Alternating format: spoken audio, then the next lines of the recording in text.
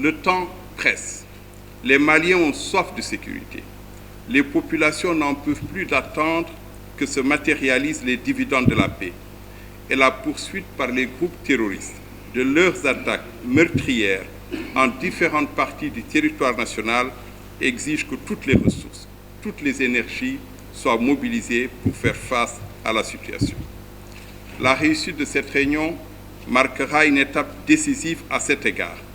Elle enverra aussi un signal fort à vos partenaires au sein de la communauté internationale et facilitera grandement la mobilisation des ressources importantes dont le Mali aura besoin pour traduire dans les faits des aspects importants du processus de paix, y compris ceux relatifs au développement économique et social.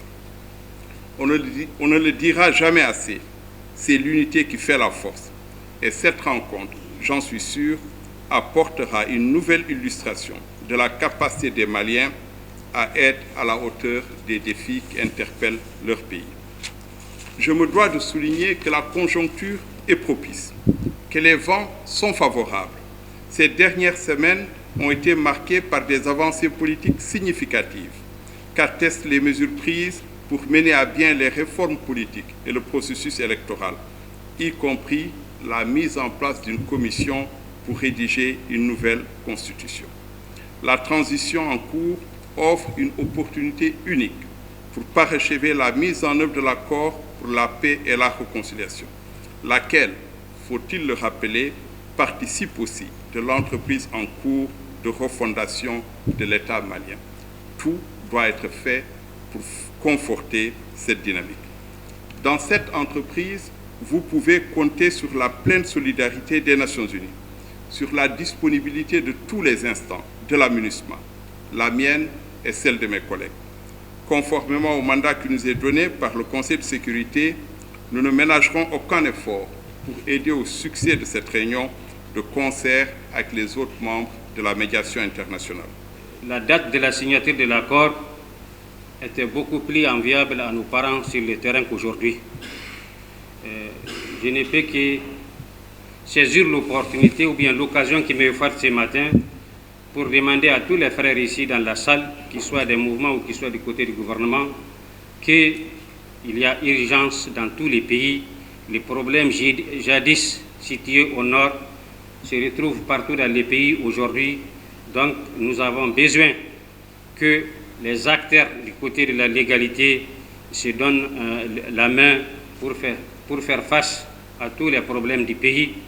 Et pour ceux d'entre nous qui sont du nord du pays, ceux qui ont pris les armes pour revendiquer des droits des populations et de la terre, les populations ont été expropriées, les populations ont été obligées de quitter leur terroir. Ceux qui ont pris aussi les armes pour se défendre, aujourd'hui, tous les acteurs doivent se donner la main pour défendre les intérêts nationaux, l'intérêt des populations, parce que, honnêtement, aujourd'hui, sur le terrain, en tout cas au nord, rares sont là où il y a des populations en dehors, surtout en dehors de Kidal. Il n'y a que là où se trouve l'armée nationale que les populations peuvent dormir sur toute l'étendue du nord. Donc, c'est une occasion pour moi pour demander à tout le monde de faire des concessions pour que tous les mouvements signataires, au sortir de la salle, que tout le monde soit sous les drapeaux et que tout le monde puisse avoir les droits de légalement et de légitimement défendre la patrie et défendre l'intérêt de toutes les populations du Mali. C'est vrai que pour nous, la paix, ce n'est pas que juste de papier. Ça se construit. Donc, on ne la décrète pas. C'est à travers ces genres d'initiatives et un débat profond sur les questions de fond. Pendant 7 ans, bien sûr, on a beaucoup discuté sur des questions superficielles ou de surface. Mais là, c'est l'occasion pour nous tous, les partis, d'évoquer les véritables enjeux. L'accord est ficelé de sorte que toutes les dimensions s'accompagnent, c'est que les questions politico-nationales, les questions de défense et de sécurité, de réconciliation, de justice et de développement puissent être simultanément, n'est-ce pas, mises en œuvre. Et je pense que ce sentier aussi est pris en charge lors de cette discussion qu'on a évoquée, les ministres de la Réconciliation. L'une des attentes fortes aussi, c'est vraiment la question de la chaîne de commandement. J'ai saisi l'occasion d'évoquer.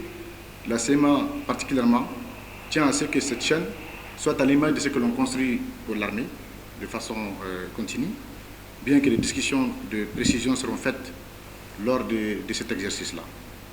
Donc voilà, c'est l'occasion aussi de remercier la médiation internationale, nos partenaires qui nous ont accompagnés, qui ont maintenu cet optimisme autour du fait qu'un jour ou l'autre, il y aura une occasion de lancer les discussions de fond.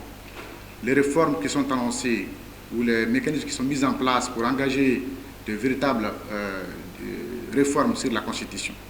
Nous les suivons, nous nous mettons à disposition à les accompagner et nous espérons que nous permettrons de déboucher de véritables propositions concrètes qui permettront de lancer l'avenir progressif dans la paix et la tranquillité pour tous. Depuis 2015, que nous sommes, nous, partis maliens, engagés devant le peuple malien et la communauté internationale à construire une paix durable à travers l'accord pour la paix et la réconciliation au Mali. Que de chemins parcourus, parsemés de compromis, de succès, de sacrifices, souvent de recul et parfois de rebondissements. À force de persévérance et de détermination, nous avons toujours su trouver, au-delà de nos contradictions, de nos doutes et face au blocage, les moyens nécessaires pour marquer des bonds décisifs sur ce long chemin vers la paix au Mali. C'est le lieu pour nous de saluer les efforts et sacrifices consentis par chacune des parties maliennes dans ce processus, la médiation internationale ainsi que l'ensemble de la communauté internationale pour leur accompagnement. Nous pouvons vous assurer que le gouvernement de la République du Mali sait reconnaître et apprécier à sa juste valeur chaque effort consenti pour la paix dans notre pays. La présence rencontre des niveaux décisionnels s'inscrit en droite ligne des recommandations de la première réunion des niveaux décisionnels tenue le 8 et 9 février 2021 à Bamako, ayant pour objectif global de diligenter la mise en œuvre des actions prioritaires de défense et de sécurité de l'accord pour la paix et la réconciliation au Mali, conformément à la feuille de route actualisée du 18 décembre 2020. En effet, sur la base des conclusions de la première réunion des niveaux décisionnels citées, nous avions annoncé en perspective, lors de la 45e session du comité de suivi des accords, l'organisation de la présente réunion afin de déboucher sur des solutions visant à redynamiser la mise en œuvre de l'accord. La présente réunion vise essentiellement à créer les conditions nécessaires pour entamer le DDR global et s'accorder sur les réformes politico-institutionnelles non liées à la révision constitutionnelle. Pour ce faire, nous procéderons aux discussions relatives à la répartition des quotas, à l'intégration des ex-combattants dans le corps constitutionnel de l'État, y compris au sein des forces armées de sécurité, aux mécanismes de gestion de cas des hauts cadres civils et militaires, et enfin de convenir des réformes politiques et institutionnelles qui ne sont pas forcément liées à la rédaction de la nouvelle Constitution. Cette réunion se tient aussi à un moment où des avancées sont annoncées par les autorités maliennes dans la lutte qu'elles mènent contre le terrorisme sur l'ensemble du territoire. Ces avancées contribueront sans nul doute à rétablir et à restaurer la sécurité tant nécessaire à la mise en œuvre des réformes engagées. Les parties maliennes signataires de l'accord de paix ont donc aujourd'hui la possibilité d'exploiter ces opportunités pour créer des synergies favorables aussi à la mise en œuvre de cet accord, lequel reste la clé au retour de la paix et la stabilité au nord du pays et dans tout le pays. Le deuxième point est pour dire que cette réunion représente un tournant important pour le retour de la paix au Mali, et ce pour les deux raisons suivantes. D'une part, elle se tient après plusieurs mois d'attente, période pendant laquelle le doute a fini par germer ici et là. Elle met ainsi fin à la méfiance et à la suspicion qui n'ont pas leur raison d'être, et ceci, nous l'espérons une fois pour toutes. Cette réunion constitue aussi, il faut le souligner, une ferme réaffirmation de l'attachement des parties, de toutes les parties, à l'accord de paix. L'enjeu de la présente réunion décisionnelle de haut niveau est d'une importance cruciale pour l'avenir de ce pays. La médiation internationale est convaincue que les parties accorderont toute l'attention à chacune des nombreuses et combien sensibles questions inscrites à l'ordre du jour. La médiation est aussi convaincue que les parties sont hautement conscientes de la nécessité de réussir cette réunion décisionnelle. Aujourd'hui, la responsabilité de chacune des parties consiste à saisir cette opportunité pour faire avancer le processus de mise en œuvre de l'accord. La rencontre de ce matin, mesdames et messieurs, de par son niveau et son caractère décisionnel, est attendue par l'ensemble du peuple malien, mais aussi par tous les amis du Mali et la communauté internationale. À cet effet, à travers les décisions concertées, consensuelles, que vous êtes appelés à prendre en faveur du traitement définitif des questions liées au désarmement, à la démobilisation, à l'intégration et à la réinsertion socio-économique des ex-combattants, vous contribuerez sans nul doute à la mise en œuvre de la refondation de notre État, au renforcement de l'unité de nos vaillantes forces armées de sécurité, à l'amélioration de la sécurité sur l'ensemble du territoire national et au retour dans leur terroir de nos frères et sœurs réfugiés.